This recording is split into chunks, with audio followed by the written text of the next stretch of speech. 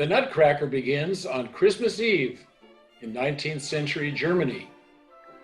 It begins at the Stahlbaum's house, where everyone's preparing for their festive Christmas Eve party. The children are Clara and Fritz. They're having fun playing with their friends. Their uncle Drosselmeyer appears and reaches under his cape. He gives Clara a colorfully decorated box. Inside the box, Clara finds a beautiful Nutcracker doll. The Nutcracker has such vibrant colors and has such detail that she believes he may actually come alive. Clara picks up her Nutcracker and cradles it in her arms. Out of nowhere, Fritz arrives.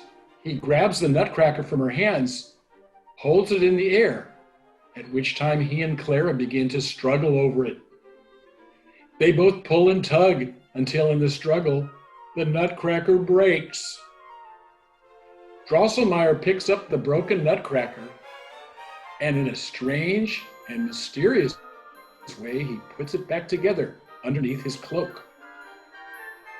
When he gives it back to Clara, it has a scarf around the Nutcracker to keep it secure. He tells her to leave the Nutcracker under the Christmas tree overnight. And then on Christmas morning, her Nutcracker will be good as new. As she lay in bed, all Clara could think of was her Nutcracker, and how he was lying there broken and all alone under the Christmas tree.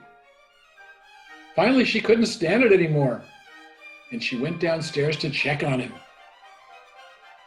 As she looks into the darkness in the corner of the parlor, she sees something moving toward her. A giant mouse. More and more mice appear. Standing right in front of her, blocking her way, is a giant mouse king. He swings his sword at Clara, and the mice chase her all around the room. Uncle Drosselmeyer appears and casts a spell. The Nutcracker underneath the Christmas tree has gotten bigger.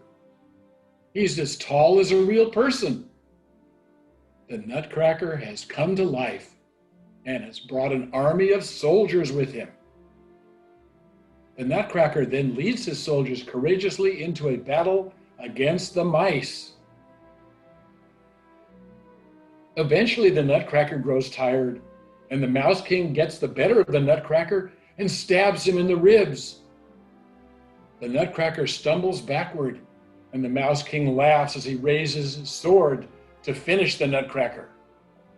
But just as he's about to strike, Clara throws her slipper and hits the Mouse King square in the head.